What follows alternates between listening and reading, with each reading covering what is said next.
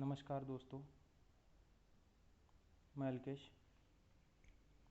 पिछले वीडियो में हमने रेफ्रिजरेटर के बारे में पढ़ा था कि रेफ्रिजरेटर कैसा होता है, उसके अंदर के भागों को क्या कहते हैं, कहाँ पर कौन सा पदार्थ रखते हैं, यह सब हमने पिछले वीडियो में पढ़ा था। तो आज का जो हमारा वीडियो है यह है पार्ट ऑफ रेफ्रिजरेटर के बारे में कि रेफ्रिजरेटर क्या है, उसके अंदर क्या क्या पार्ट होते हैं, कैसे क्या क्या काम करते हैं, ये हम आज के वीडियो में पढ़ेंगे। तो कृपया ध्यान दें। देखिए, सबसे पहले आते हैं नंबर 1 पे है व्हाट इज़ रेफ्रिजरेटर। रेफ्रिजरेटर क्या है? तो रेफ्रिजरेटर एक ऐसा उपकरण है जिसकी सहायता से हम खाने पीने के पदार्थ को कुछ समय तक ताज़ा या खाने लायक रख सकते हैं। ठीक है, तो यह है रेफ्रिजरेटर। आगे चलते हैं नंबर 2 पे।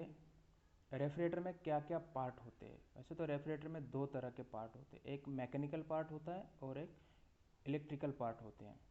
तो मैकेनिकल पार्ट में क्या क्या आता है? नंबर 1 पे है हमारा कंप्रेसर, नंबर 2 पे कंडेंसर, नंबर 3 पे ड्रायर फिल्टर, नंबर 4 पे कैपिलरी ट्यूब, नंबर 5 पे इवापोरेटर। ठीक है, ये हमारे मैकेनिकल पार्ट हो चुके हैं। अब इलेक्ट्रिकल पार्ट में क्या क्या आता है? नंबर 1 पे थर्मोस्टेट स्विच है, नंबर 2 पे रिले, नंबर 3 पे OLP, नंबर 4 पे डोर स्विच और नंबर 5 पे डोर बल्ब या कैबिनेट बल्ब भी उसको बोलते हैं। यहाँ पे आप देख सकते हो मैकेनिकल पार्ट में नंबर 1 पे आप देख सकते हो कि ये जो है कंप्रेसर, ये दिख रहा है आपको ब्लैक कलर का, इस प्रकार कंप्रेसर होता है। ये रेफ्रिजरेटर के पीछे वाले साइड में नीचे लगा होता है।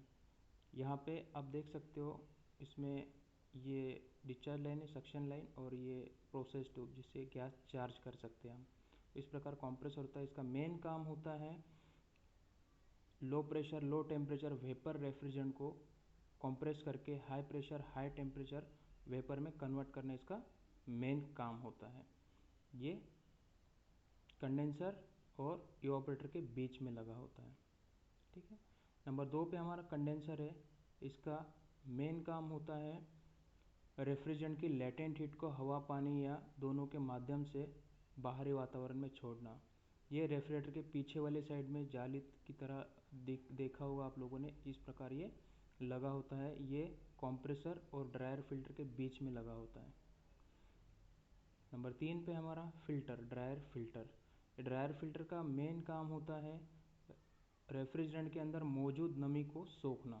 रेफ्रिजरेंट के अंदर मौजूद नमी को सोखना, ये लगा होता है कंडेंसर और कैपिलरी के बीच में।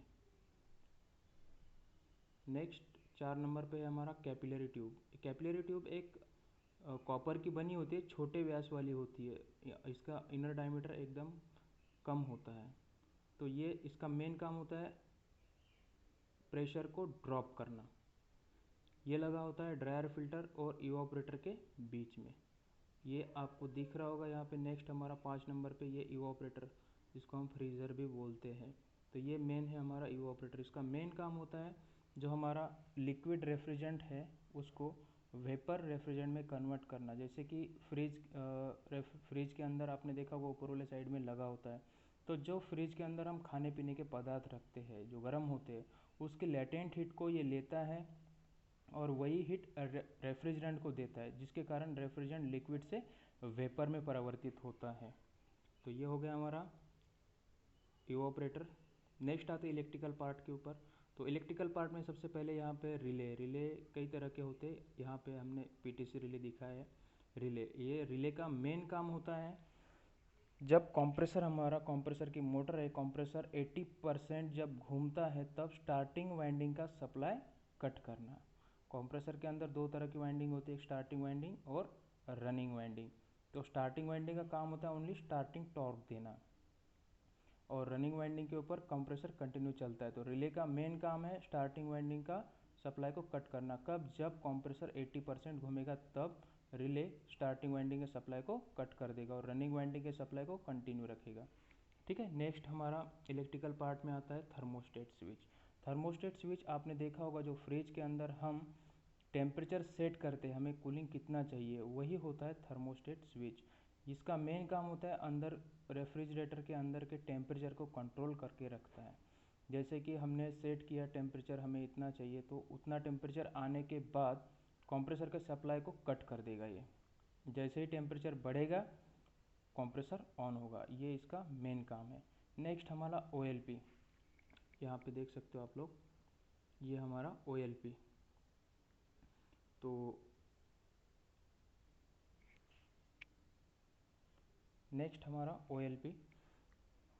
OLP का मेन काम होता है, कंप्रेसर अगर ओवरलोड हो जाता है कुछ कारण, जैसे वोल्टेज कम है या वोल्टेज ज़्यादा है या फिर रेफ्रिजरेंट नहीं है और कंप्रेसर कंटिन्यूसली चल रहा है, ओवरहीट होने के बाद क्या होता है कि ये कंप्रेसर का सप्लाई कट ऑफ कर देता है। कंप्रेसर जैसे ओवरलोड हो जाता है, कंप्रेसर का सप्लाई को बंद कर देता है, कंप्रेसर को आगे सप्लाई नहीं देता है। ये इसका मेन काम है। इसको OLP शॉर्ट फॉर्म में, फुल फॉर्म इसका ओवरलोड प्रोटेक्टर। नेक्स्ट हमारा डोर बल्ब या कैबिनेट बल्ब।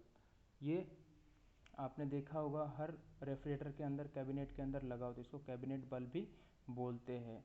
जैसे ही हम डोर को ओपन करते हैं तो कैबिनेट के अंदर अंधेरा होता है, अंधेरे को दूर करने के लिए इसको लगाया जाता है।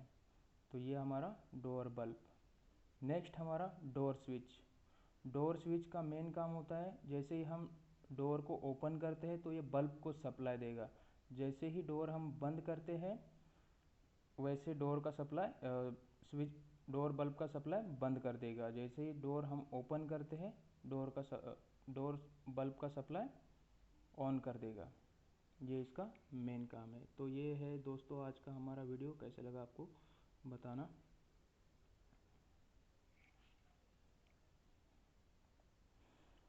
तो आज के वीडियो में हमने पढ़ा रेफ्रिजरेटर क्या है, रेफ्रिजरेटर में क्या क्या पार्ट होते हैं, रेफ्रिजरेटर के मैकेनिकल पार्ट, इलेक्ट्रिकल पार्ट, इन सब के बारे में आपको मैंने जानकारी दी है।